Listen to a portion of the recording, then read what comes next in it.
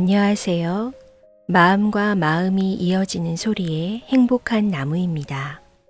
오늘 제가 가져온 책은 더 디퍼런스에서 펴낸 루시모드 몽고메리의 빨간머리 앤입니다. 초록 지붕집의 마릴라와 매슈 커스버트는 스펜서 부인에게 부탁하여 노바스코샤의 한 고아원에서 남자아이를 데려오기로 합니다. 매슈 커스버트는 남자아이를 마중 나가기 위해 브라이트 리버 역으로 나갔지만 기다리고 있던 아이는 빨간 머리의 여자아이였습니다. 그러면 지금부터 빨간 머리 앤의 두 번째 이야기를 들려드리도록 하겠습니다.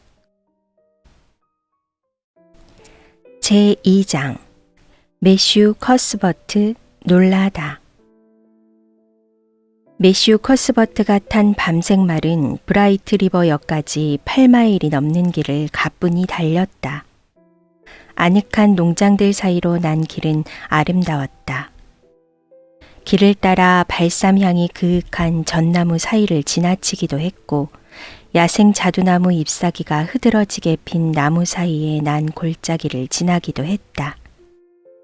과수원의 사과들이 자아내는 향기로 공기는 달콤했고 진주빛과 보랏빛 아지랑이가 피어오르는 먼 수평선까지 초원이 길게 미끄러져 있었다. 작은 새들이 노래했네.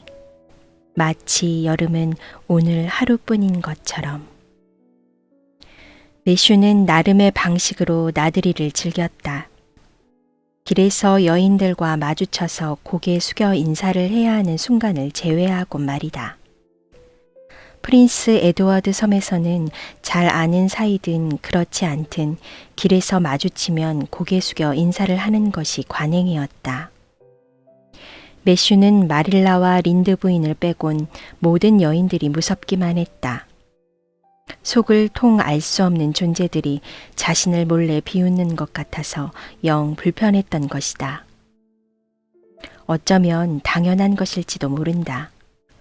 볼품없는 외모에다 구부정한 어깨, 회색 단발머리와 20살적부터 길러온 덥수룩한 연갈색 턱수염까지 그는 괴상한 외모의 대명사였다. 사실 매슈는 흰머리만 없었다 뿐이지 20살 때도 60살로 보이는 얼굴이었다. 브라이트 리버 역에 도착했을 때 기차의 흔적은 찾아볼 수 없었다. 매슈는 너무 빨리 왔구나 생각하며 브라이트 리버 호텔 앞 작은 마당에 마차를 대었다. 그리고 역사 안으로 들어갔다. 기다란 플랫폼에는 인기척이 없었다. 저 멀리 널빤지 더미 위에 올라앉은 여자아이 하나가 겨우 눈에 띌 뿐이었다. 매슈는 여자아이라는 것도 간신히 알아보았는데 그 아이에게는 눈길도 주지 않고 서둘러 지나쳤기 때문이다. 한 번이라도 쳐다보았더라면 소녀의 태도와 표정에 묻어난 긴장감과 간절함을 놓칠 리 없었을 것이다. 소녀는 앉은 채로 무언가를, 아니 누군가를 기다리고 있었다. 앉아서 기다리는 것 말고는 할 수 있는 일이 하나도 없었기에 소녀는 온 마음을 단단히 먹고 앉아서 기다리고 있었다. 매슈는 매표소 문을 잠그고 저녁을 먹으러 집에 갈 채비를 하던 역장과 마주쳤다. 매슈는 5시 반 기차가 곧 도착할 예정이냐고 물었다. 호탕한 성격의 역장이 대답했다. 5시 반 기차는 30분 전에 지나갔어요. 그런데 커스버트 씨를 기다리는 손님이 한 분 있어요. 어린 여자아이예요. 저기 널빤지 위에 앉아 있어요. 여성 전용 대합실에서 기다리라고 일렀는데도 굳이 밖에서 기다리겠다고 정중하게 말하더라고요. 상상의 여지가 있다나? 제가 보기엔 아이가 좀 유별나던데요. 여자아이가 아닐 텐데. 남자아이가 오기로 되어 있어요.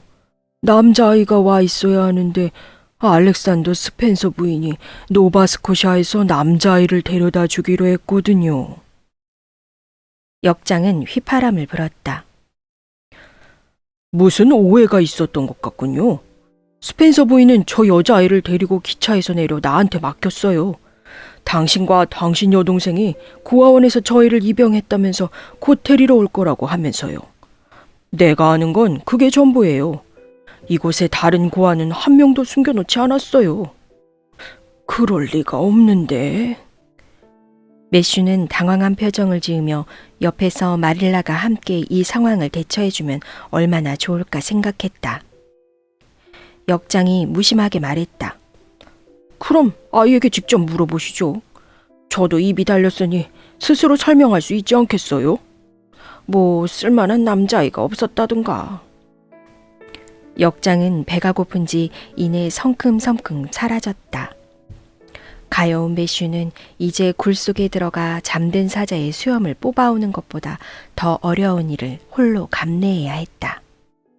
여자아이, 그것도 낯선 소녀이자 고아이기까지 한 아이에게 다가가는 것도 모자라 왜 남자아이가 아니냐고 물어야 하는 것이다. 매슈는 영 내키지 않는 심정으로 떨어지지 않는 발걸음을 이끌고 아이가 있는 곳을 향해 걸어갔다. 소녀는 매슈가 제 앞을 지날 때부터 그를 유심히 지켜보고 있었다. 그리고 그 순간에도 시선을 떼지 않고 있었다. 매슈는 소녀를 쳐다보지 않았다. 혹여나 보았더라도 관심 있게 보지는 않았을 것이다. 하지만 소녀의 외모는 보통 사람들의 눈에는 띄었을 법하다. 11살 정도 되어 보이는 아이는 몸에 꽉 끼는 황갈색 윈시 작물로 만든 옷을 입고 있었다. 다 헤어진 갈색 밀짚 모자를 눌러쓴 머리 아래로는 도톰하게 따은 새빨간 머리가 두 갈래로 늘어져 등까지 흘러내렸다. 작고 뽀얀 계란형 얼굴은 주근깨 투성이었다. 입도 크고 눈도 큰 소녀였는데 눈동자는 빛과 분위기에 따라 어떤 때는 초록빛을 띠었고 또 어떤 때는 회색빛으로 비쳤다. 지금까지는 누구나 알아볼 만한 것들이다. 눈썰미가 있는 사람이라면 이 소녀의 턱이 날카롭고 도드라졌으며 큰 눈망울은 영혼이 충만하고 생기가 넘친다는 것과 달콤한 입은 감성이 풍부하고 이마는 넓다는 사실을 알아차렸을 것이다. 다시 말해 분별력 있는 예리한 관찰자라면 이 갈 곳 없는 어린 소녀는 소심한 매슈가 이렇게나 당황하여 어쩔 줄 모를 만큼 그렇게 흔해 빠진 영혼은 아니라고 판단했을 거란 이야기다. 어쨌거나 매슈는 먼저 말을 걸어야 하는 시련에서 벗어날 수 있었다. 소녀는 매슈가 자신에게로 다가오고 있다는 사실을 알아차리고는 자리에서 일어나더니 야위고 얼룩진 손으로 낡고 허름한 여행 가방의 손잡이를 꽉 쥐었다. 그러고는 다른 손은 매슈에게 불쑥 내밀었다. 초록 지붕집의 매슈 커스버트 아저씨 되시죠? 만나뵙게 돼서 정말 반가워요. 데리러 오시지 않으면 어쩌나 걱정하던 참이었어요. 못 오실 상황이 뭐가 있을까 혼자 온갖 상상을 하고 있었죠. 만약 오시지 않으면 저기 아래 기찻길을 따라 내려가서 길모퉁이에 있는 벚나무 위에 올라가서 밤을 보내려고 했어요. 저는 무서움을 잘 안 타거든요. 그리고 흰 꽃들이 흐드러지게 핀 벚나무 위에서 달빛을 받으며 잔다는 것은 정말 아름다운 일이잖아요. 그렇지 않아요? 그리고 대리석으로 된 방에서 머문다고 상상할 수도 있고요. 그렇죠? 게다가 오늘 못 오시면 내일은 꼭 오실 거라고 믿고 있었어요. 유난히 또렷하고 달콤한 목소리였다. 매슈는 소녀의 작고 뼈만 앙상한 손을 어색하게 잡으며 마음먹었다. 눈망울을 반짝이는 이 아이에게 무슨 착오가 있었던 것 같다고 말할 수는 없는 노릇이었다.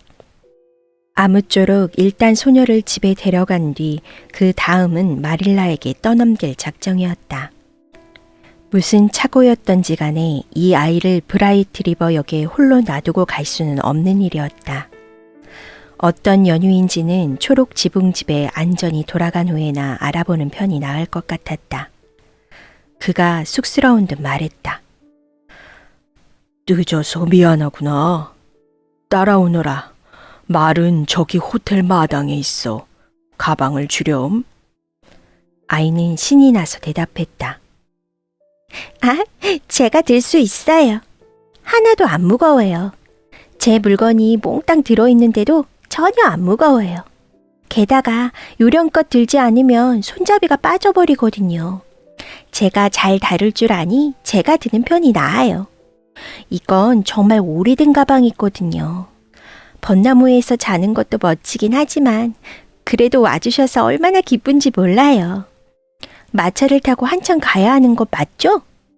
스펜서 아주머니께서 8마일 정도라고 하셨어요. 저는 좋아요. 마차 타는 걸 좋아하거든요.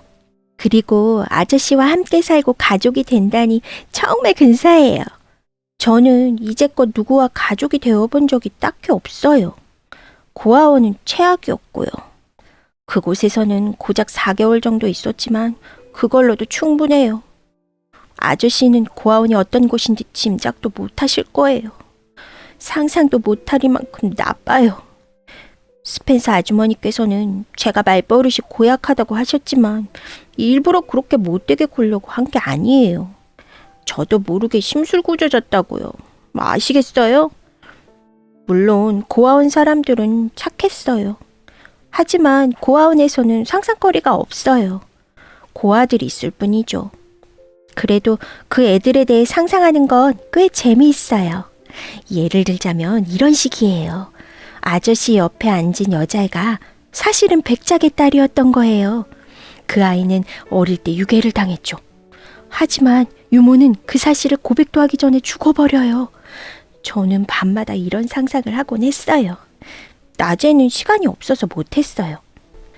제가 괜히 이렇게 말라깽이가 되었겠어요? 저는 부지깽이처럼 마르지 않았나요? 살 좀 하나 붙어있지 않아요. 전 제가 팔꿈치에도 살이 오동통하게 오른 귀엽고 통통한 아이였으면 좋겠다고 상상하곤 해요.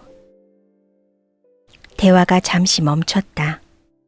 소녀가 숨이 차기도 했고 마차 앞에 다다르기도 했기 때문이다. 마을을 떠나 가파른 언덕을 넘어갈 때까지 소녀는 한마디도 더 하지 않았다. 마차는 가파른 작은 언덕을 향해 내려가고 있었는데 보드라운 흙을 깊이 파서 만든 길이라 꽃이 만개한 벚나무와 쭉쭉 뻗은 흰 자작나무들을 마차를 탄 메슈와 소녀의 머리보다 몇 피트는 높은 독에 늘어서 있었다. 아이는 손을 뻗어 마차 옆을 스치는 자두나무 가지를 꺾었다. 예쁘지 않나요? 온통 하얗고 흐느적거리며 저 두 개에서 빠끔히 가지를 내민 모습을 한 저 나무를 보면 아저씨는 무슨 생각이 드세요? 소녀가 물었다. 글쎄, 잘 모르겠는걸. 에이, 신부잖아요. 새하얗고 신비로운 베일을 두른 사랑스러운 신부 말이에요. 신부를 실제로 본 적은 한 번도 없지만 어떤 모습일까 상상할 순 있어요. 그렇다고 제가 그런 신부가 될 거라고 예상하는 건 아니에요. 전 영 볼품없어서 그 누구도 신부감으로 원하지 않을 거예요. 외국인 선교사라면 또 모를까. 외국인 선교사라면 별로 까다롭지 않을 테니까요. 하지만 언젠가 새하얀 드레스를 꼭 입어보고 싶어요.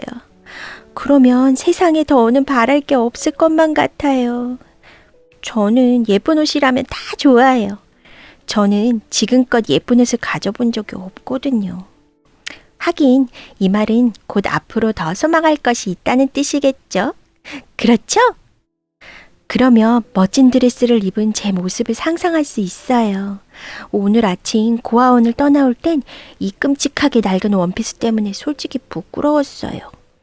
저희 고아들은 죄다 이 천으로 만든 옷을 입어야 하거든요. 지난 겨울에 호프턴에 사는 어떤 상인이 고아원에다 윈시 직무를 300여 대나 기증하셨어요.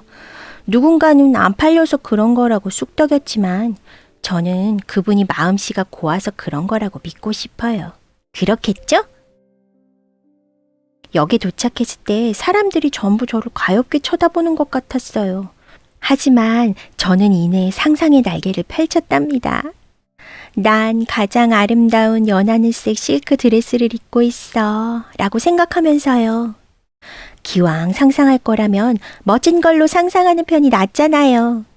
꼬치로 장식한 커다란 모자에는 깃털도 휘날리고 금빛 번쩍이는 시계와 새끼 염소 가죽 장갑과 부츠까지도요. 그렇게 상상했더니 금세 신이 나서 섬까지 오는 여행이 정말 즐거웠답니다. 뱃멀미도 한 번도 안 했는걸요. 스펜서 아주머니도 평소에는 멀미를 종종 하시는데 이번에는 그럴 틈이 없으셨대요. 제가 혹여나 물에 빠지지는 않을까 지켜보느라 말이죠. 스펜서 아주머니는 저처럼 까부는 아이는 살면서 처음 보셨대요. 하지만 어쨌든 스펜서 아주머니께서 멀미를 안 했다면 다행인 거 아닌가요? 전 배에서 본 모든 것을 다 눈에 넣고 싶었어요. 이런 기회는 두 번 다시 올 것 같지 않아서요. 저긴 벚꽃들이 더 많이 피었어요. 이 섬은 정말 꽃동산이에요. 벌써부터 이 섬이 좋아진걸요. 이곳에서 살게 된다니 정말 기뻐요. 프린스 에드워드 섬이 세상에서 가장 아름다운 곳이라고들 해서 여기서 사는 상상을 하곤 했어요. 상상이 현실이 되다니 참 멋져요. 그렇죠? 그런데 저 빨간 길은 좀 우스꽝스러워요. 샬롯타운에서 기차를 탔을 때 저 빨간 길이 언뜻 지나쳐 보이길래 스펜서 아주머니께 여쭈어봤죠. 왜 길이 빨간색이냐고요. 그랬더니 아주머니는 모르겠다고 제발 질문 좀 그만하라고 하셨어요. 제가 질문을 1000번도 더 했잖아요. 제 생각에도 그랬던 것 같아요. 하지만 묻지 않으면 어떻게 뭔가를 알아낼 수가 있죠? 그래서 말인데요. 저 길은 왜 빨간 걸까요? 글쎄다, 잘 모르겠는걸. 그럼 언젠가는 꼭 알아내고 말겠어요. 알아봐야 할 수많은 것들에 대해 생각하면 근사하지 않나요? 살아있다는 게 기쁘게 느껴질 정도예요. 정말 흥미진진한 세상이라니까요. 세상의 모든 걸 이미 다 알아버린다면 사는 재미가 절반으로 줄어버릴 것 같아요. 그러면 상상의 여지도 없겠죠? 그렇죠? 제가 말이 너무 많나요? 그런 이야기 종종 들어요. 입 다물고 있을까요? 그 편이 좋으시면 입을 꾹 다물고 있을게요. 조금 어렵긴 해도 저는 마음만 먹으면 할 수 있거든요. 매슈는 스스로도 놀랄 만큼 즐거워하고 있었다. 별로 말이 없는 사람들이 대부분 그러하듯 매슈도 수다스러우면서도 상대방에게는 굳이 대꾸를 기대하지 않는 그런 부류의 사람을 좋아했다. 그렇다고는 해도 이 어린 소녀와의 대화에 빠져들 것이라고 미처 생각하지 못했다. 여자들은 여러 면으로 보나 별로였고 어린 여자아이라면 더욱 끔찍했다. 그 아이들이 마치 그가 입이라도 벙긋 열면 잡아먹히기라도 할 듯 지레 겁을 먹고 곁눈질을 하며 슬금슬금 자신을 피하는 게 영 마음에 들지 않았기 때문이다. 에이벌리에서 곱게 자란 요조 숙녀들은 대개 그랬다. 하지만 이 주근깨 가득한 아이는 매우 달랐다. 그의 더딘 이해력으로 소녀의 번뜩이는 생각을 따라가기가 벅차기도 했지만 소녀의 제잘거림이 싫지는 않았다. 그는 평소와 같은 수줍은 얼굴로 말했다. 마음껏 이야기해도 된단다. 나는 괜찮아. 오, 정말 다행이에요. 저는 아저씨와 제가 잘 맞을 줄 알았어요. 말하고 싶을 때 말할 수 있고 자고로 아이들은 시야를 벗어나서는 안 되지만 소란을 떨어서도 안 된다는 말을 듣지 않아도 된다니 정말 다행이에요. 그런 얘기 100만 번쯤은 들었는걸요. 그리고 사람들은 제가 거창한 표현을 쓴다고 놀려요. 하지만 엄청난 생각이 떠오르면 그에 걸맞은 단어로 표현하는 게 맞지 않나요? 그렇게도 생각할 수 있겠구나. 스펜서 아주머니께서는 제 혀가 입 한가운데에 동동 매달려 있을 거라고 하셨어요.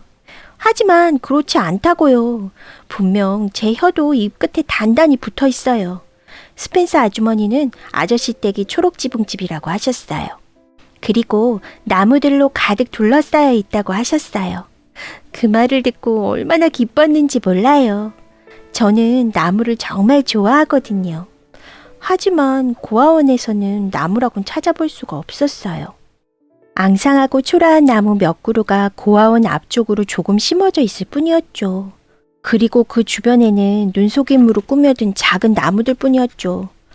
모조리 고아처럼 보였어요. 나무도 그렇고요. 그럼 물고 싶어진다니까요.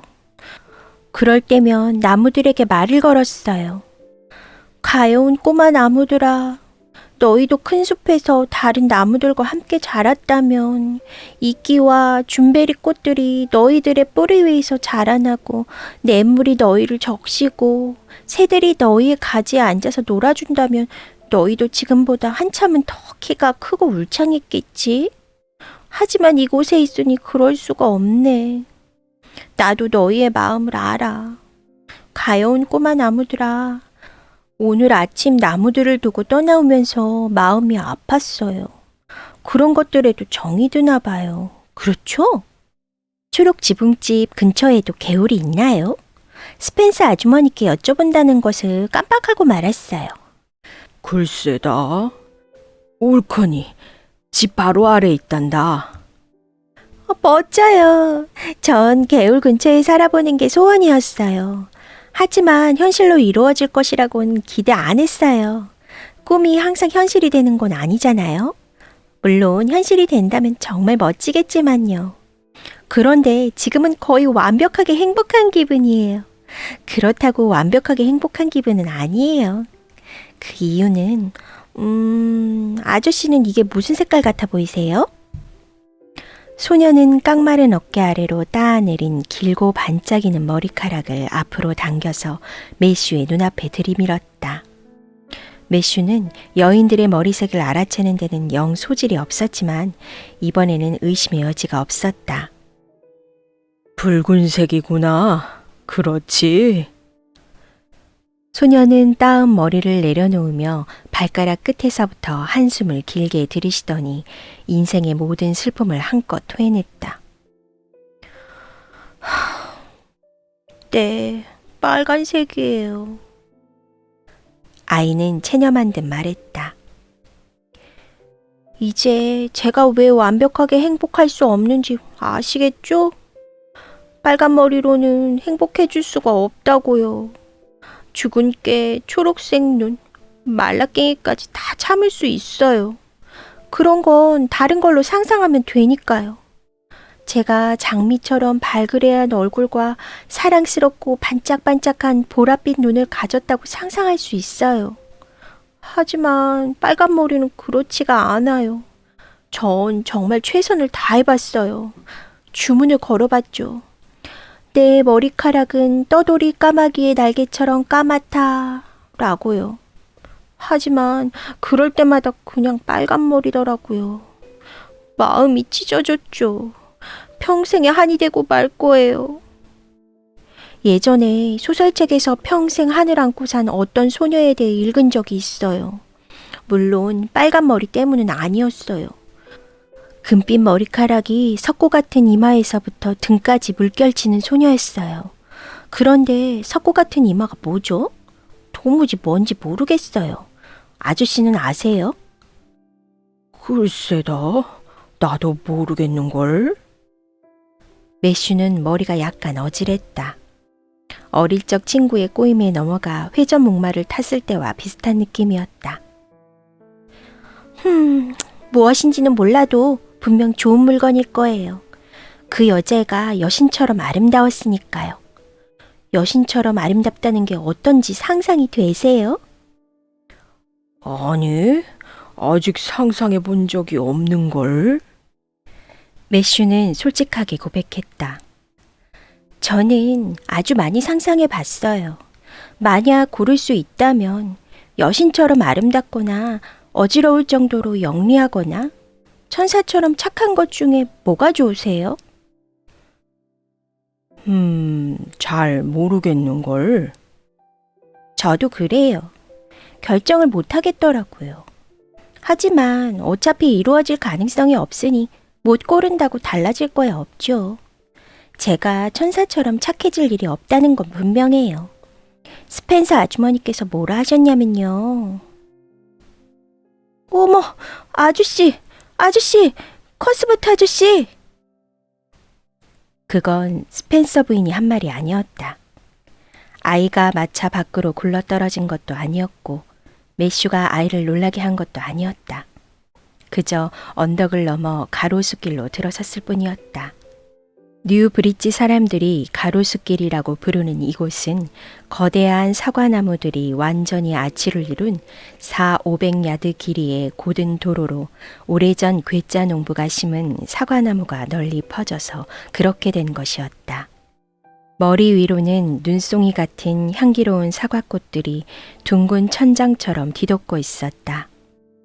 가지 아래로는 해가 보랏빛으로 지고 있었고 저 멀리 앞쪽으로 살며시 보이는 노을은 대성당 복도 끝에 커다란 장미문이 창처럼 반짝였다. 그 아름다움에 아이는 할 말을 잃은 듯했다. 소녀는 마차에 기대어 야윈 손을 무릎에 곱게 포개고 새하얀 절경을 황홀하게 바라보았다. 그곳을 지나쳐 뉴 브릿지로 향하는 비탈길을 달릴 때에도 소녀는 꼼짝도 하지 않았고 아무 말도 하지 않았다. 노을이 지는 서쪽 하늘을 바라보며 붉은 석양을 따라 장엄하게 흘러가는 환영들을 향해 눈동자를 반짝였다. 북적이는 작은 뉴 브릿지 마을을 따라 개들이 지저대고 꼬마들이 웃음보를 터뜨리며 호기심 어린 눈망울들이 창문 틈을 통해 빼꼼히 밖을 향하는 동안에도 두 사람은 말이 없었다. 3마일이나 더 갈 때까지도 소녀는 아무 말을 하지 않았다. 열성적으로 수다를 떨 수 있는 것만큼이나 침묵할 줄 아는 아이임이 분명했다. 피곤하고 배고픈 모양이구나. 이윽고 매슈가 용기를 내어 말을 걸었다. 오랜 침묵을 설명하려니 별다른 이유가 떠오르지 않았다. 하지만 이제 거의 다 왔단다. 1마일만 더 가면 되거든. 소녀는 한숨을 길게 내쉬며 몽상에서 깨어났다. 그리고 아주 먼 별나라를 여행하고 막 돌아온 듯 꿈에서 덜 깬 얼굴로 매슈를 바라보았다. 소녀는 속삭였다. 커스버트 아저씨, 방금 지나온 저 하얀 곳은 뭐예요? 가만히 있자. 가로수길을 말하는가 보구나. 예쁜 곳이지. 매슈는 잠시 곰곰이 생각하다가 말했다. 예쁘다고요? 고작 예쁘다는 것으로는 어림없죠. 아름답다도 역부족이라고요. 아, 경이롭다. 그래요, 경이로워요. 처음이라고요. 제 상상력을 더한다고 해도 그 이상일 순 없을 거예요. 완벽하게 충만한 기분이었어요. 소녀는 한 손을 가슴 위에 대었다. 기이하고도 괴상한 통증을 느꼈는데 또 한편으로는 행복에 겨운 고통이라고나 할까요? 아저씨는 이런 고통을 느껴본 적이 있으세요? 글쎄다. 없는 것 같구나. 저는 정말 많아요. 웅장하게 아름다운 것을 볼 때면 늘 그래요. 하지만 그렇게 아름다운 곳을 가로수길이라고 부르다니 너무해요. 아무 의미가 없는 이름이잖아요. 그곳은 어디 보자. 환희의 새하얀 길이라고 부르면 좋을 것 같아요. 상상력이 담긴 멋진 이름 같지 않나요? 저는 어떤 장소나 사람의 이름이 마음에 들지 않을 때 늘 새 이름을 상상해서 지어주곤 해요. 고아원에는 헵지버 젠킨스라는 여자아이가 있었어요. 하지만 저는 그 아이를 상상 속에서는 로잘리아 드비어라고 불러주었죠. 다른 사람들이 가로수길이라고 부른데도 저는 환희의 새하얀 길이라고 부르겠어요. 이제 1마일만 더 가면 되는 거죠? 저는 정말 기쁘고 섭섭해요. 이번 마차 여행이 너무 신났거든요. 저는 신나는 일이 끝날 때쯤이 되면 늘 섭섭해요. 물론 신나는 일이 다음에도 또 생길 수도 있겠지만 그건 모를 일이니까요. 그리고 즐겁지 않은 경우들도 종종 있잖아요.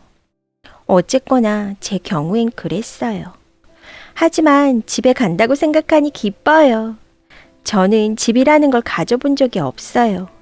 진짜 집으로 간다고 생각하니까 또다시 기분 좋은 통증이 느껴져요. 얼마나 멋진 일인지. 두 사람이 탄 마차가 산마루를 내달렸다. 언덕 아래로는 연못이 있었는데 너무 길고 구불구불해서 강처럼 보였다. 연못 한가운데로 다리가 놓였고 황금색 모래 언덕이 저 멀리 짙푸른 바닷물과 연못을 갈라놓았다. 물은 각양각색으로 변하며 찬란하게 빛났다. 자홍빛과 장밋빛, 오묘한 초록빛이 이제껏 이름 붙여진 적 없는 형용할 수 없는 색깔들과 숨바꼭질하듯 어우러졌다. 다리 위로는 전나무와 단풍나무가 자랐고 수면에는 흔들리는 어두운 반투명한 그림자가 일렁이고 있었다. 자두나무는 잘 차려입은 요조숙녀가 까치발을 하고서 제 모습을 물에 비춰보듯 둑 이곳저곳에 몸을 내밀었다. 연못 위쪽 늪에서는 개구리들이 맑고 구슬프게 떼지어 울고 있었다. 비탈길 너머 사과나무 과수원 주변에 작은 회색집 한 채가 보였다. 아직 많이 어둡지는 않았지만 창문 하나에서 불빛이 새어나오고 있었다. 저건 베리 연못이야. 매슈가 말했다. 그 이름은 별로인걸요. 저라면 빛나는 호수라고 부르겠어요. 그래요. 바로 이거예요. 짜릿함이 느껴지는 걸 보니 알겠어요. 느낌이 오는 이름을 고르면 이런 짜릿함을 느끼게 되거든요. 이런 기분을 느껴본 적이 있으세요? 매슈는 곰곰이 생각했다. 글쎄다. 옳거니. 오이밭에서 작업을 하다가 징그러운 허연 땅벌레들을 볼 때면 기분이 짜릿해지곤 해. 보기만 해도 소름이 돋거든. 아이 참, 제가 말한 짜릿함은 그런 종류가 아니라고요. 그게 똑같다고 생각하세요? 땅벌레랑 빛나는 호수랑 무슨 상관이 있겠어요? 그런데 왜 사람들은 베리 연못이라고 부르는 건가요? 내 생각엔 베리씨 댁이 바로 앞에 살아서 그럴 게야. 비탈 과수원 집이 베리씨 댁 이름이거든. 그 뒤로 우거진 숲을만 아니면 여기서도 초록지붕집이 보였을 텐데. 우린 다리를 건너 길을 돌아가야 한단다. 이제 반마일 정도 남았다. 베리 아저씨 댁에도 여자아이가 있을까요? 너무 어린 아이 말고 제 또래로요. 11살 정도 되는 아이가 있지. 다이애나라고 말이야. 소녀는 길게 숨을 들이키며 말했다. 오, 정말 사랑스러운 이름이에요. 글쎄다. 나는 잘 모르겠는걸. 뭔가 이교도적인 느낌이 들거든. 난 제인이나 메리가 더 좋을 것 같은데. 다이애나가 태어났을 때 선생님 한 분이 그 댁에 머물고 계셔서 그분이 다이애나라고 이름 지어주었다더구나. 저도 태어났을 때 주변에 그런 선생님이 한 분 계셨으면 정말 좋았을 것 같아요. 아, 이제 다리에 다 왔어요. 저는 눈을 꼭 감을래요. 저는 다리를 건널 때 정말 무섭더라고요. 다리 한가운데서 잭네이프처럼 꽉 끼어버리는 상상을 하게 되거든요. 그래서 눈을 꼭 감아버려요. 그런데 한가운데쯤에 다다르기만 하면 꼭 눈을 뜨게 되죠. 왜냐하면 제가 정말 집게처럼 확 물린다면 그걸 꼭 제 눈으로 직접 확인하고 싶거든요. 그럼 저는 와장창 무너지겠죠? 저는 와장창 무너지는 소리가 좋더라고요. 세상에 이렇게 좋은 게 많다는 건 멋진 일이에요. 다 건넜네요. 이제 뒤를 돌아볼래요. 잘 자렴, 빛나는 호수야. 저는 사랑하는 모든 것에 인사를 한답니다. 사람들에게 그러는 것처럼요. 쟤들도 좋아하는 것 같아요. 호수도 저에게 웃어 보이는 것 같거든요. 마차가 언덕을 올라 모퉁이를 돌자 매슈가 입을 열었다. 거의 다 온 것 같구나. 초록지붕집은 바로 저... 안 돼요! 알려주지 마세요! 소녀는 숨도 안 쉬고 매슈의 말을 가로막으며 한쪽 손은 절반쯤 올라간 매슈의 팔을 붙잡고 다른 손으론 매슈의 손짓을 보고 싶지 않다는 듯 자신의 눈을 가렸다. 제가 알아맞혀 볼게요. 제가 맞출 수 있을 것 같아요. 소녀는 눈을 뜨고 주변을 둘러봤다. 언덕의 꼭대기에 있었다. 해는 이미 저물었지만 부드러운 저녁 노을은 여전히 선명하게 주변을 드리웠다. 서쪽으로는 칙칙한 외형의 교회 첨탑이 하늘 높이 솟아 있었다. 그 아래로는 시냇물이 흐르고 저 너머로는 길고 부드러운 능선에 아늑한 농장들이 흩뿌러져 있었다. 소녀의 눈은 열정과 호기심, 동경으로 가득 찼다. 마침내 소녀의 눈동자는 길에서 한참 왼쪽으로 떨어진 곳에 가 닿았다. 황혼역이 드리워진 숲은 하얀 꽃나무들로 우거졌다. 그곳 티끌 하나 없는 남서쪽 하늘 위로는 거대한 수정 같은 흰 별이 길잡이 또는 약속의 등불처럼 반짝이고 있었다. 저기에요. 그렇죠? 소녀가 집을 가리켰다. 매슈는 밤색 말의 고삐를 힘차게 내리쳤다. 그래, 맞아. 스펜서 부인이 알려줬나 보구나.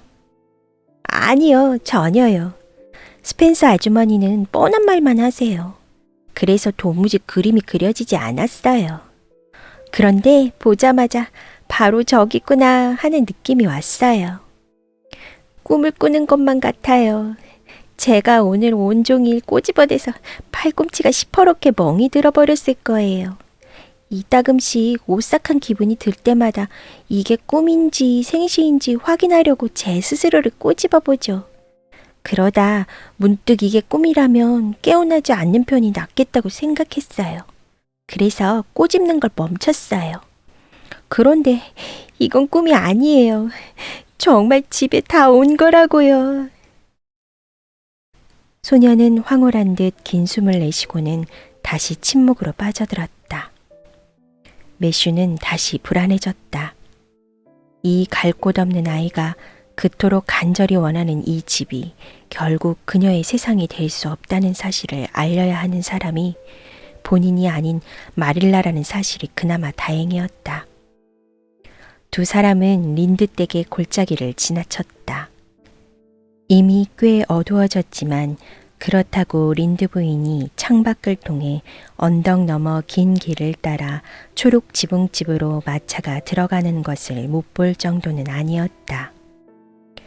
집에 다다르자 매슈는 이제 모든 것이 들통날 것이라는 사실에 저도 모르게 움츠러들었다. 그가 걱정하는 것은 마릴라나 저 자신이 아니었다. 이 실수 때문에 벌어질 소란도 아니었다. 다만 이 아이가 실망할까 염려가 되었다. 아이의 눈동자에서 경외감에 찬 빛을 사그러지게 한다고 생각하니 새끼양이나 송아지처럼 죄 없는 어린 생명을 죽여야 하는 일에 공범이라도 된 느낌이었다. 두 사람이 들어섰을 때 어둠은 짙었고 포플러 나무 잎사귀들이 여기저기 흩날리고 있었다. 매슈가 소녀를 번쩍 들어 마차에서 내려주자 소녀가 속삭였다. 나무들이 잠꼬대를 하나 봐요. 귀 기울여 보세요. 분명 좋은 꿈을 꾸고 있을 거예요. 그러고는 세상의 모든 귀중한 것을 다 담았다는 여행 가방을 꽉 끌어안고 소녀는 매슈를 따라 집 안으로 들어갔다.